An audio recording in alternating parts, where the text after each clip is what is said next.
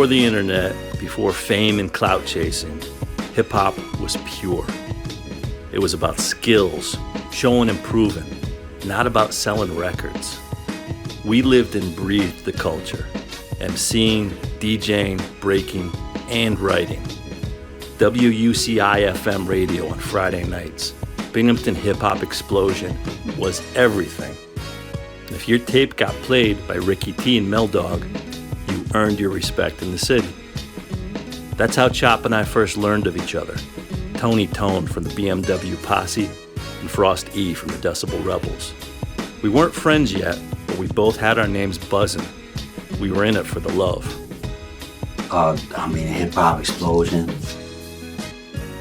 Ricky T, Mel Dog, Rapper John MD, DJ Blitz. It was a great time period.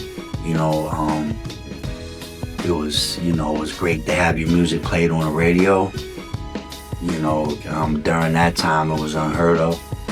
The first time I heard Chop spit was over a 45 King breakbeat on WUCI with DJ Blitz cutting up the hook, and it was crazy. The thing that stood out to me was just how natural Chop sounded on the track, his flow, his cadence. He was skating over it, and so I knew right away he was a real MC.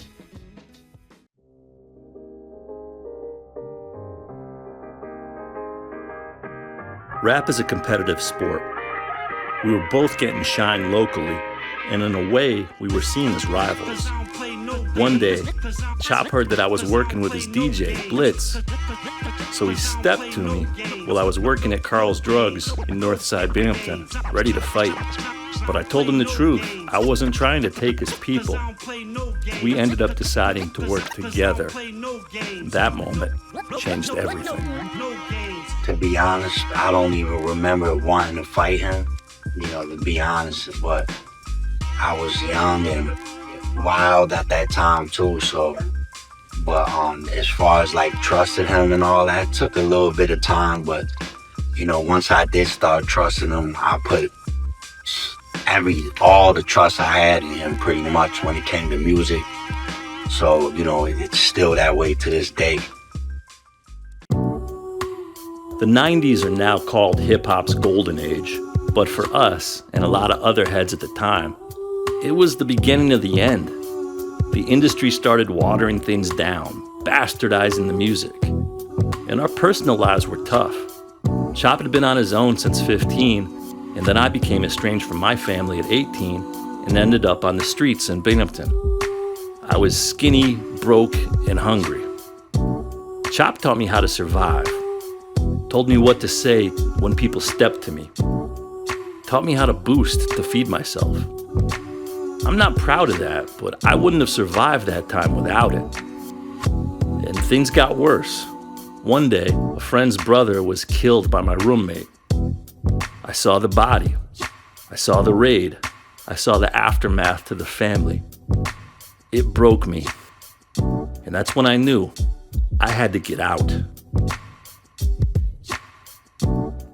Whether I was in the street or not, in trouble or not in trouble, I just kept doing music. I kept writing. And what a lot of people don't realize is I was writing for a while too, without letting anybody hear it. And then the first time that I really showed, something that I wrote was, and this is also on Beautiful Foundations too, like I talk about it there.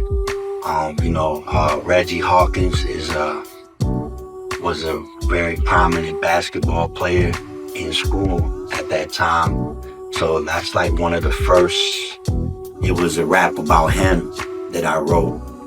And that was like one of the first ones that I really showed anybody, but ever since I started writing and doing music, I just stuck with it no matter what I was going through.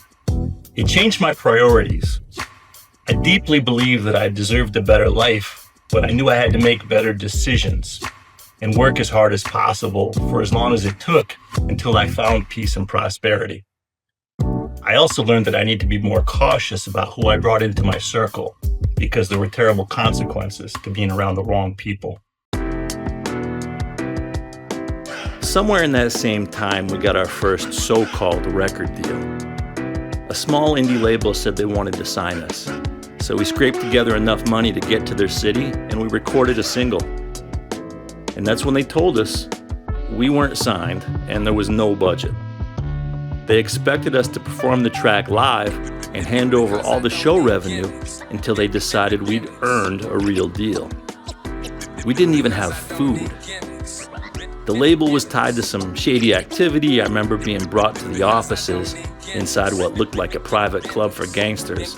It was a pool hall, card games, bar service, hostesses, the works, hidden inside this residential house. It was crazy. We knew we were jammed up, so we had to run a quick hustle to get some cash and escape the city. That was our first real look at the music business. We learned not to trust it, and that stuck with us to this day.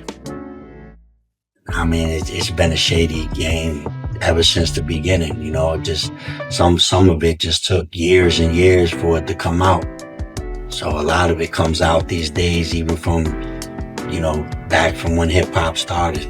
You see it coming out all the time, interviews and songs, and, you know, artists are coming forward and producers are coming forward, how they produce whole albums and never got credit, and, you know, wrote for people. A lot of people had ghostwriters that you didn't think had ghostwriters, and, you know, but me personally, I never had a ghostwriter. I always wrote my own stuff. It taught me that promises made were not necessarily promises kept, and that Rule 4080 that Q-Tip spoke on was very real. It showed me, too, that if I wanted to get my hands on some money and have an income that could support me, there's probably better ways to do it.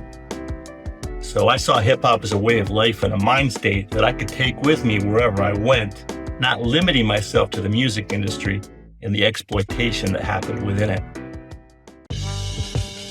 Nothing mattered more to me than escaping poverty. I delivered pizza, went to school, became a manager at a business working 60 hours a week for $18,000 a year. But I knew that company promoted from within. I climbed, got my degrees, got relocated. Minneapolis, Kentucky, Kansas City. Eventually, I was managing franchise businesses. I learned from real entrepreneurs. And I saw what success actually was. Not in music videos, but in real life. And I was out partying a lot. I'd see famous rappers sitting broke in VIP waiting for free bottles while I was on the company Amex taking care of my people. That just helped to validate my belief that I didn't need to be in the music business.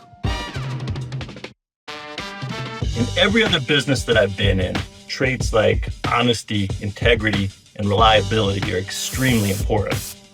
In hip-hop, you'll hear the phrase word is bond, and that concept is currency. So if you're a young person who doesn't have assets or connections or experience, but you become known as someone who keeps their word, that opens up opportunities. And so over the last 30 years, if I gave my word, I kept my word. That's my approach. Chop stayed active, moving weed, dropping mixtapes. We lost touch for a while, but reconnected through MySpace. I'd stopped rapping. I was focused on beats. I knew that Chop was the better MC, and I fully believed that he'd get a deal. He was authentic, sharp, and dialed in. He dropped over 30 mixtapes in 10 years, and my beats were on a lot of them. He was known all over the tri-state. His name rang bells. He was also the battle champion at 17 East, a notorious club in Binghamton. He battled for cash and never lost until the joint got shut down by the feds. And he was working with an artist who was signed to Russell Simmons, someone with a real deal. But that fell apart too. I truly thought Chop was gonna blow. I was thinking I'd just ride with him. I didn't want my face out there. I liked playing the background. Just seeing my name in the credits was enough. I was convinced it was only a matter of time. I think that was like, it was just a period of time where, you know, I was making money, you know, I was hustling, so I was just putting every dime I had extra into trying to push my music, mixtapes, you know, collabs, you know, getting on DJs, DJ mixtapes. I was just doing so much at that time. And I really thought that I was going somewhere at that time. Then I got locked up. And then, when everything stopped damn near to a halt at that time. It felt natural, like that's where I was supposed to be. I've never craved the spotlight. I wanted my name to be recognized, not my face. We came up reading the liner notes on an album to see who worked in the studio on the project. That's where I wanted to see my name. And as a producer, in a traditional sense, your job is to uplift, direct, and support your artist.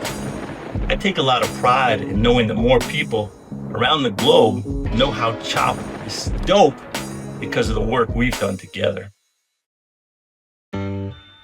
But things didn't go the way I thought they would.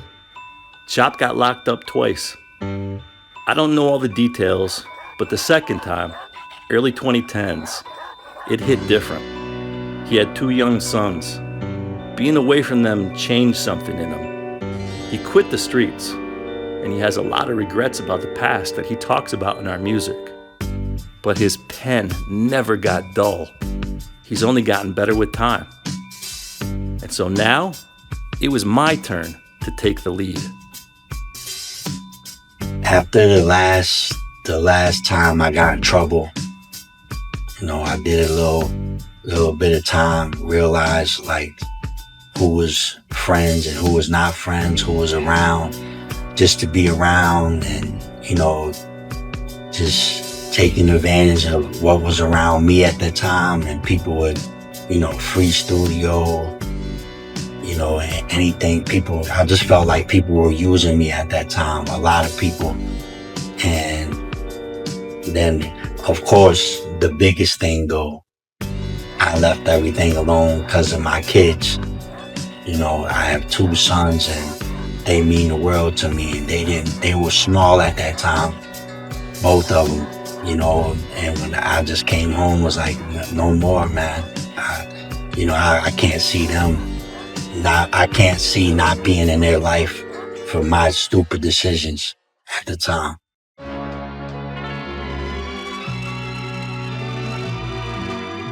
I'd moved to Winnipeg in 2006, married, started working with local artists. I built a name using TuneCore and social media, invested in promoting myself and my music. By 2015, Chop was ready to quit rap. I told him, just write and record. I'll handle the rest. I had the skills now, the connections. I'd even been ghost producing. So now it was time to do it bigger, under my own name. I felt like I wanted to quit, but I never did. But at that time, the main reason why I gave it another shot was because of Frost. He's like my biggest fan, to be honest with you, and one of my biggest motivators too. And what I'm saying, I owe it to him. That's why I put everything in his hands. He told me just concentrate on what I do best, and it's been that way ever since. And it's all because of him, honestly. So salute to Frost. Love you, bro. It felt like something that I had to do. After all those years of paying dues, developing our skills, and remaining faithful to the culture, I couldn't accept not having more people hear our music. And having access to self-service tools and digital distribution meant we didn't have to rely on industry gatekeepers. We could continue to build by ourselves. And besides, Chop had my back when I needed help, so now it was my turn to return the favor. I got a 50-50 deal with someone who'd worked with major artists and major labels. Finally, someone invested in me. Our first release as Tone Chop and Frost Gamble was the Veteran EP. We sold over 6,000 copies, mostly in Europe. It was a huge success. Our second album, Respect Is Earned Not Given, had Cool G Rap, Planet Asia. I produced full projects for other label artists like King Crooked and Horseshoe Gang. But as streaming took over, our old school fans weren't following us to Spotify. Our numbers dropped. And then, silence. My industry partner ghosted me, just like that. Another industry letdown, but we'd already made our mark. and I knew we could still build from what we learned. Like I said, man, ever since that was the time that me and him decided to bring it together as one brand, Tone Chop and Frost Gamble. Like before that, everything I was doing on my own before that. But he was always a part though. You know, I mean, I probably had 30 mixtapes before The Veteran came out, and we bring everything together. But I mean, we've been working together 35 years, so I always had two beats, whatever. Like I always hit Frost up, like he always gave me something to include in what I was doing before that time. So then when we decided to bring everything together as a brand, it's just been that way ever since. There were so many great things that happened, from working with well-known artists, charting on iTunes, getting covered in a couple of magazines and books. But the high point was probably getting love from some of the legends we grew up admiring, like Chuck D, P.F. Cuttin, DJ Eclipse, Tony Touch. I mean, for folks like that to become fans and supporters of our music, that was the most amazing feeling of all. We kept grinding. Dropped a single every 2 weeks for almost 2 years. Underground hip-hop DJs supported us heavy all around the globe. We kept things tight, no wasted moves. And now, Beautiful Foundations, our best work ever. The beats, the rhymes, the mixing, the mastering, the sequencing, everything leveled up. We're in our 50s now. Health, life, we don't know if we'll go this hard again. So we're giving this one everything. No features for clout, just people who believe. DJs who spin us, artists who respect us. And John at New Dawn Records, the rare good guy in this business. He believed in us back then, and now he's behind Beautiful Foundations. And then there's the album cover by Brian Conrad. He's a painter. He's from the 607 originally, and he's a fan of ours, just like we're fans of his. He took our whole story behind the album and baked it into a single painting. The basement, the culture, the early days. That cover means everything. This is the legacy.